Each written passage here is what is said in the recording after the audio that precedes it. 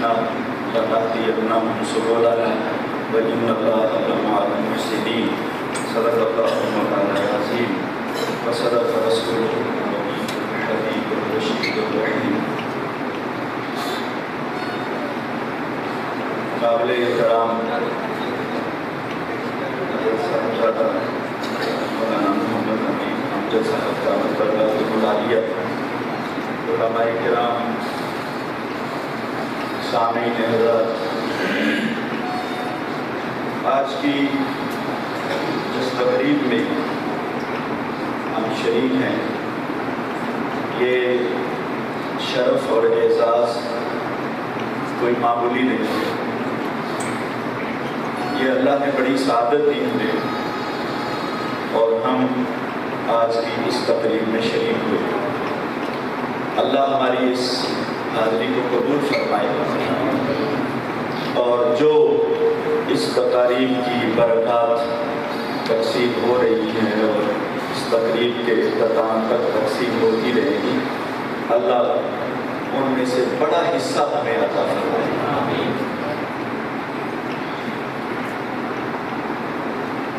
اہل اللہ کی باتیں یہ انسان کو اتنا فائدہ دیتی ہیں کہ ایمان تازہ بھی ہوتا ہے، مضبوط بھی ہوتا ہے اور محفوظ بھی ہوتا ہے. کہ اہل اللہ کی باتوں سے ایمان تازہ بھی ہوتا ہے، بڑھتا بھی ہے اور محفوظ بھی ہوتا ہے. اللہ نے اپنے بندوں کے ذکر میں یہ برکت رکھی ہے. تو آج کا جو یہ پروگرام ہے اور تقریب ہے، یہ بھی ایک ایسے ہی اللہ کے بندے کی عظمت شان کو بیان کرنے اور سننے کے لیے وقوع پذیر ہے. تو انشاءاللہ ایمان بھی مضبوط ہوگا، ایمان بڑھے گا بھی اور ایمان محفوظ بھی ہوگا. اس کے لیے میں سید الطائفہ حضرت سیدنا جنید بغدادی رضی اللہ تعالی عنہ، آپ کی ایک بات آپ کے سامنے رکھتا ہوں. شاید کچھ شیوخ ہیں آپ سے یہ بات پوچھی گئی کہ اہل اللہ کا ذکر، اولیاء اللہ کا ذکر، اللہ کے نیک بندوں کا ذکر کوئی انسان کو فائدہ دیتا ہے؟ تو آپ نے فرمایا کیوں نہیں. اللہ کے بندوں کا ذکر یہ اللہ کے لشکروں میں سے ایک لشکر ہوتا ہے، اللہ کی افواج میں سے ایک فوج ہے، فوج. اور پھر آپ نے دلیل دی قرآن کریم کی آیت، سورہ ہود کی آیت ہے، وَكُلًّا نَقُصُّ عَلَيْكَ مِنْ أَنْبَاءِ الرُّسُلِ مَا نُثَبِّتُ بِهِ فُؤَادَكَ، کہ اللہ رب العزت اپنے محبوب پاک صاحب دولت حضرت سیدنا محمد مصطفیٰ علیہ التحیۃ والسلام سے مخاطب ہوتا ہے اور فرماتا ہے کہ اے میرے محبوب، ہم جو پہلے نبیوں کے قصے آپ کو سناتے ہیں یہ اس لیے سناتے ہیں تاکہ آپ کا دل اور مضبوط ہو جائے. تو اہل اللہ کی باتیں انسان کے ایمان کو مضبوط کرتی ہیں اور محفوظ کرتی ہیں. کہ اللہ کے تو پھر آپ فرماتے ہیں کہ اللہ کے دوستوں کی باتوں سے ان کی دوستی پیدا ہوتی ہے. اللہ کے دوستوں کی باتوں سے ان کی دوستی پیدا ہوتی ہے اور ان کی دوستی یہ قرابت یعنی رشتہ داری کا رشتہ قائم کرتی ہے، قرابت کا رشتہ قائم کرتی ہے. اور یاد رکھیے کہ کوئی قرابت، کوئی رشتہ داری دوستی سے بڑھ کر نہیں ہے اور کوئی دوری جو ہے وہ دشمنی سے بڑھ کر نہیں ہے. کوئی دوری دشمنی سے بڑھ کر نہیں ہے. تو اہل اللہ جو ہے یہ انسانوں کو ایک ایمان کی رسی میں باندھ دیتے ہیں یا ایک چین میں پرو دیتے ہیں. تو اس لیے اہل اللہ کے جہاں بھی تذکرے ہو وہاں پہنچ کر اپنے ایمان کو تازہ کرنا چاہیے. نبی کریم صلی اللہ علیہ وسلم سے صحابہ اکرام رضوان اللہ تعالیٰ علیہ مجمعین نے پوچھا، ایک شخص کسی کو دوست تو رکھتا ہے لیکن ان کے عمل تک نہیں پہنچتا. یعنی اس کے عمل بڑے اچھے ہیں، اس قوم کے عمل بڑے اچھے ہیں، بڑے آرا و عرفہ اعمال وہ کرتی ہے، لیکن ان سے محبت رکھتا ہے، اعمال میں سستی ہو جاتی ہے، وہاں تک نہیں پہنچتا. تو سرکار نے فرمایا قیامت کے دن یاد رکھو، قیامت کے دن وہ انہی کے ساتھ جن سے وہ محبت رکھتا ہے. تو اس لیے آج کی جو تقریب ہے یہ آپ جانتے ہیں کہ حضور قبلہ عالم خواجہ محمد صادق صدیقی رحمۃ اللہ تعالیٰ علیہ الصدیقی البکری آپ کی یاد میں ہے. تو ظاہر بات ہے آپ کے ذکر میں ہم بیٹھے ہیں تو یہ وہ خوبصورت سلسلہ ہے، خوبصورت باتیں ہیں جو ہمارے تعلق کو آپ سے مضبوط کریں گے. ہم سنیں گے اس طرح مجھ سے پہلے برادر محترم حافظ محمد ظاہر جمیل صاحب فرما رہے تھے کہ ان اہل اللہ کے ساتھ جڑنے سے قیامت کے دن اللہ نور عطا فرماتا ہے. وہ حدیث پاک کا خلاصہ ہے کہ ان کے چہرے قیامت کے دن نور کی طرح چمک، نہ صرف چہرے چمک رہے ہوں گے، جگمگا رہے ہوں گے، بلکہ یہ لوگ سراپائے نور ہوں گے، سراپائے نور. تو اس خواہش، اس امید کے ساتھ اور اس یقین کے ساتھ ہم آج یہاں بیٹھیں گے کہ ہمارا بیٹھنا جو ہے یہ انشاءاللہ ہمارے دلوں میں ایمان کی مضبوطی کا سبب ہے. حضرت ابو العباس عطا ہیں، یہ معروف بزرگ ہیں، یہ فرماتے ہیں کہ ان کی دوستی بہت فائدے مند ہے. اہل اللہ کی دوستی بڑی فائدے مند ہے. اگر ان سے ملاقات نہ ہو پائے تو ان کے دوستوں سے دوستی کر لو، یہ بھی فائدہ دے. کہ ان کے دوستوں سے دوستی کر لو یہ بھی فائدہ دے.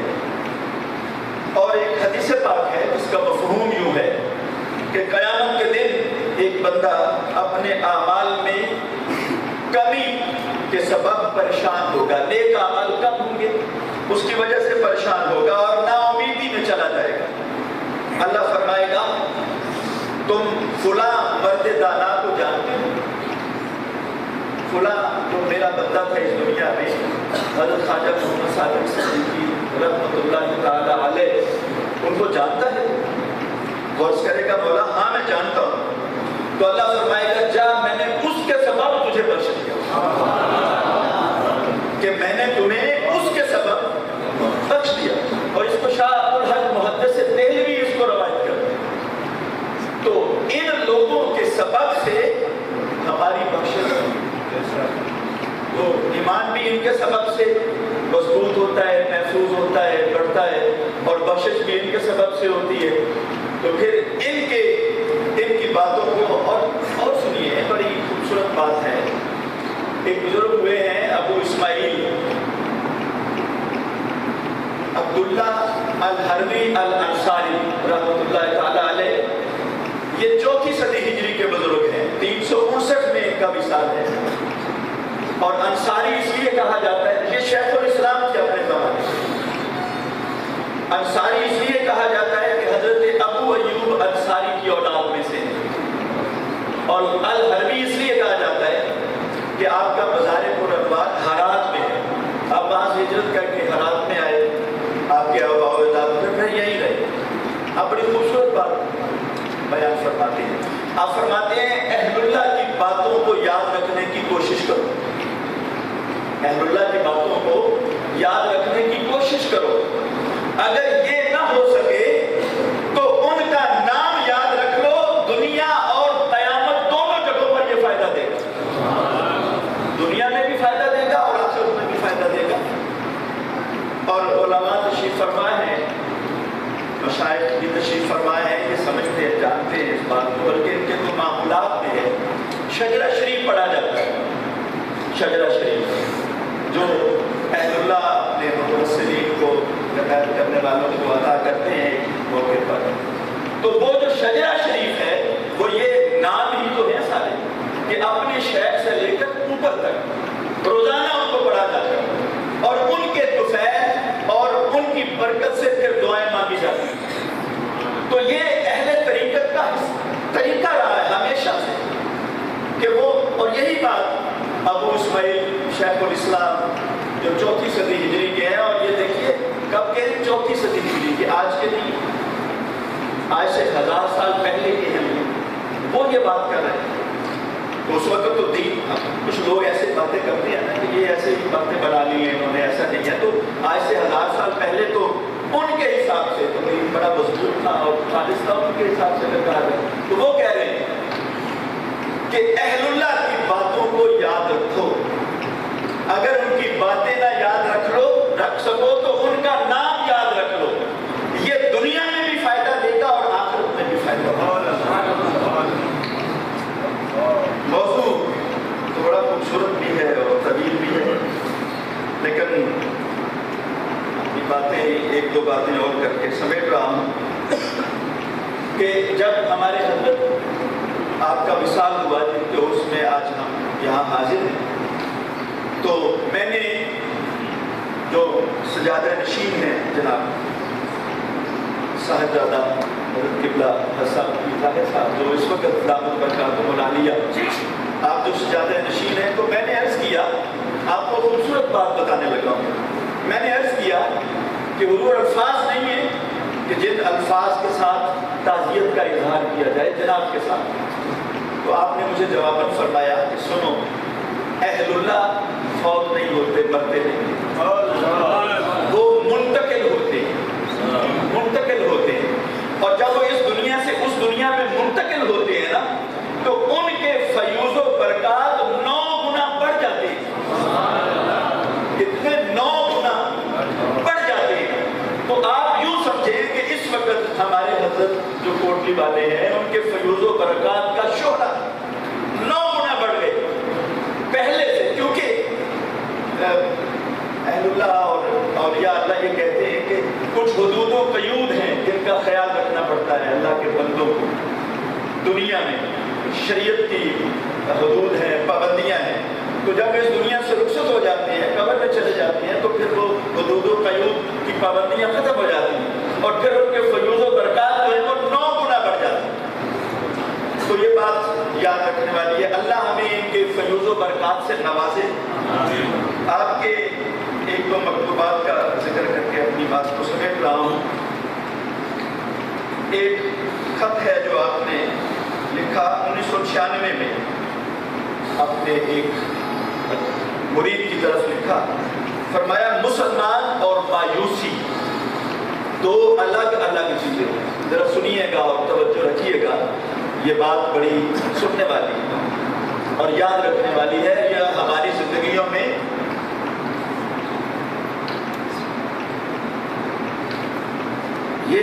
زندگیوں میں روزانہ اس کو ہم فیس کرتے ہیں، مایوس ہوتے ہیں۔ تو آپ نے فرمایا مسلمان اور مایوسی یہ 2 الگ الگ چیزیں ہیں، الگ الگ متضاد چیزیں ہیں۔ مسلمان کبھی مایوس نہیں ہوتا، اس کو یوں سمجھے، مسلمان کبھی مایوس نہیں ہوتا، نہ اسے ہونا چاہیے۔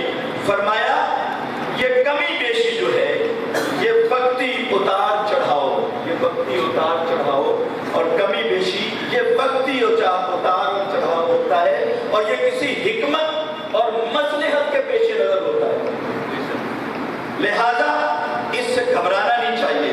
اور زندہ افراد وہی کہلانے کے مستحق ہوتے ہیں جو کوشش اور ہمت سے حالات کا رخ بدل دیتے ہیں، نہ کہ حالات کے سامنے لیٹ جاتے ہیں، نہ کہ حالات کے سامنے لیٹ جاتے ہیں۔ اور میں نے جو قرآن کریم کی آیت پڑھی ہے خطبہ میں وہ یہی ہے کہ اللہ فرماتا ہے میں انہیں جینے کا حق دیتا ہوں جو انتھک محنت کرتے ہیں، انتھک جوہد مسلسل کرتے ہیں، جوہد مسلسل، میں انہیں جینے کا حق دیتا ہوں۔ تو فرمایا زندہ افراد کہلانے کا حق انہیں ہے جو کوشش اور ہمت سے حالات کا رخ بدلتے ہیں، نہ کہ مایوسی میں بہہ کر اس کے حالات کے سامنے لیٹ جاتے ہیں۔ اور دوسرے ایک اور مکتوب میں آپ نے اشاعات کی، جو یہ مکتوب جس سے میں پڑھ رہا ہوں مکاتیب الفردوس کے نام سے، یہ 2 جلدوں پر مشتمل کتاب ہے۔ مکاتیب جس طرح حضرت مجدد الافسانی کے مکتوبات شریف ہیں، ایسے ہی آپ کے بھی یہ مکاتیب الفردوس کے نام سے یہ کتاب ہے۔ فرمایا حالات ہمیشہ ایک سطح پر نہیں رہتے، حالات ہمیشہ انسان کے ایک سطح